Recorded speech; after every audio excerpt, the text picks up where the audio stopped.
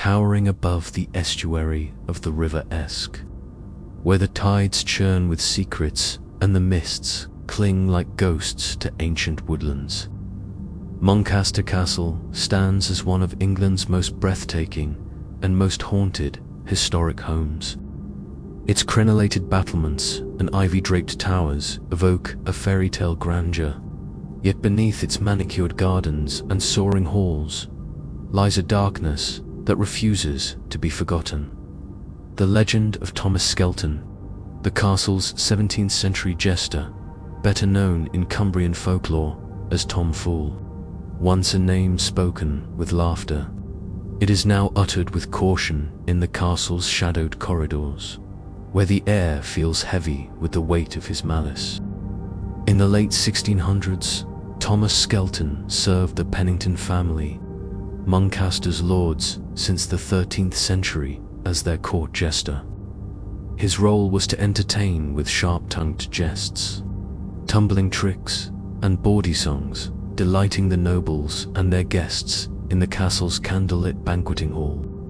But Skelton was no ordinary fool.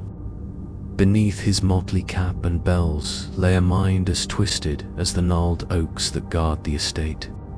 Known for a cruel sense of humor that spared no one, servant, guest, or lord, Skelton's wit could cut like a blade, and his pranks often bordered on malice. Whispers among the castle staff painted him as a man who thrived on others' fear, his laughter echoing long after the jest had soured. It is this darkness that has made Skelton the centerpiece of one of Cumbria's most chilling ghost stories, a tale where mirth meets murder and laughter gives way to screams. According to local legend, Skelton's mischief extended far beyond the castle walls, plunging into outright villainy. Sitting beneath a gnarled chestnut tree near the castle gates, his jester's bells jingling faintly in the breeze, he would greet travelers with a disarming grin, offering directions to those lost in the wilds of the Esk Valley. But his guidance was a trap. Many were led not to safety, but to the treacherous, marshy fens, where the ground swallowed men whole, their cries muffled by the fog. Villagers spoke of merchants and pilgrims who vanished after encountering the jester, their belongings later found tangled in the river's reeds. The most infamous tale, passed down through generations, claims Skelton murdered a local blacksmith's apprentice, a young man named William Hartley, in a fit of jealous rage.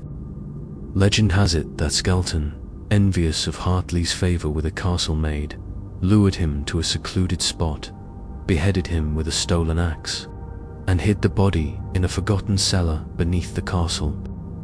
Some versions insist the head was placed beneath the chestnut tree as a macabre trophy, though no trace of it was ever found. The truth of Skelton's crimes remains shrouded in mystery. Historical records from the era are scarce, the Penningtons' wealth and influence ensuring that any scandal was buried deep. A crumbling parish ledger from 1678 mentions a Thomas Skelton, fool to the Lord, disciplined for acts unbecoming, but offers no specifics.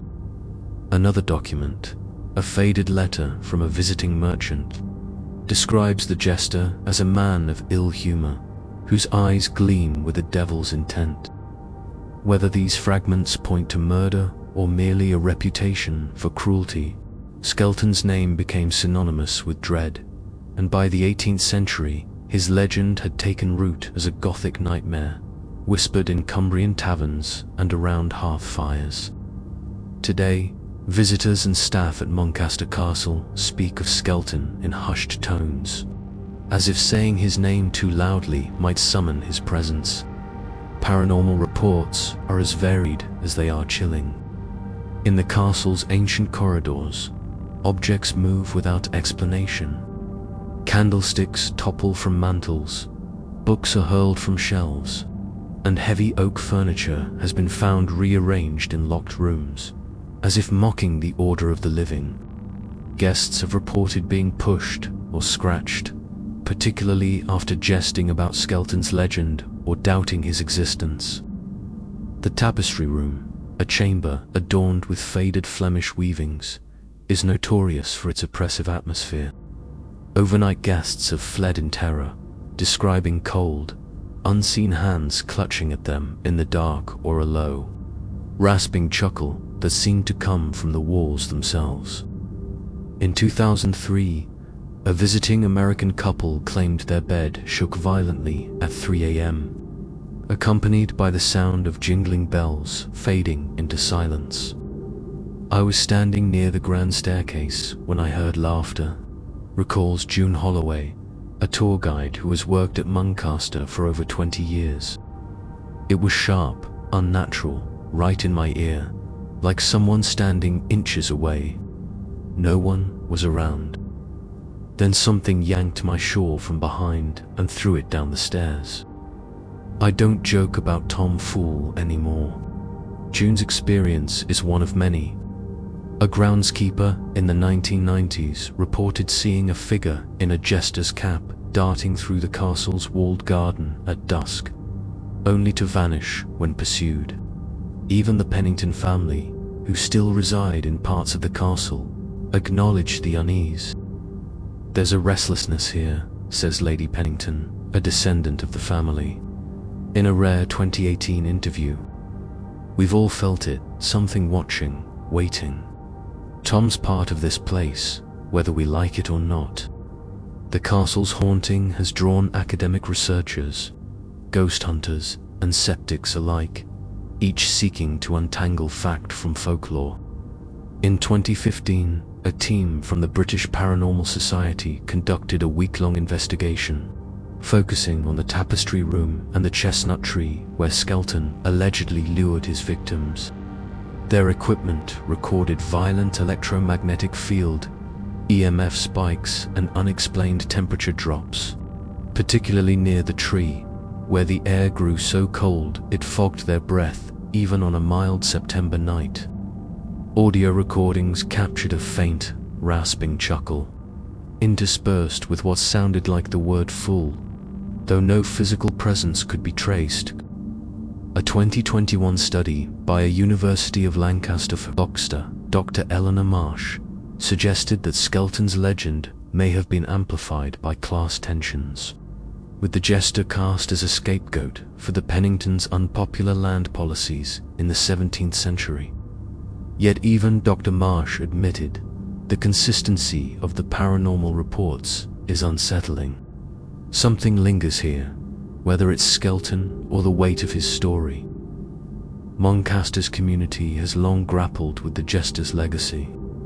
In the nearby village of Ravenglass, Tom Fool is both a tourist draw and a source of quiet dread. The Eskdale Inn serves a Tom Fool's Folly Ale, but locals avoid the castle road after dark, claiming the river carries echoes of laughter on stormy nights.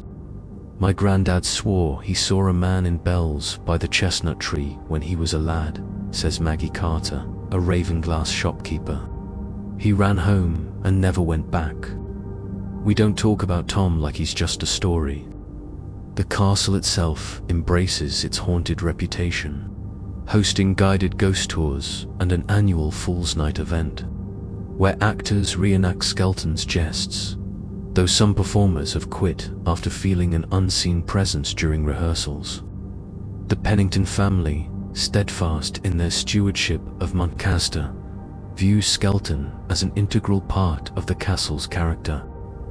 A carved wooden figure of Tom Fool, crafted in the 19th century, stands in the Great Hall, its knowing grin and hollow eyes watching over visitors. Some say the statue moves slightly when no one is looking, its head tilting toward the river. Whether this is a trick of the light or something more, it adds to the castle's mystique. "Tom's story keeps Muncaster alive," says Peter Pennington, the current heir. "He's our shadow, our warning. You don't mock a place like this." So, was Thomas Skelton truly a murderer? The lack of concrete evidence, no trial records, no mass graves, leaves room for doubt. Skeptics argue that his infamy grew through oral tradition, a cautionary tale warped by time into a spectral horror. Others insist that a life steeped in cruelty can leave a lasting stain, one that clings to Muncaster stones like damp rot. The chestnut tree still stands, its roots curling into the earth where blood may have spilled. The river still murmurs, carrying whispers of the lost, and in the castle's quiet hours, when the wind rattles the leaded windows, the faint jingle of bells can sometimes be heard, as if Tom Fool, with his wicked grin and restless malice, refuses to let his jest end. Many thanks for treading this tale's dark path. If its chill gripped you, like, subscribe, and comment below.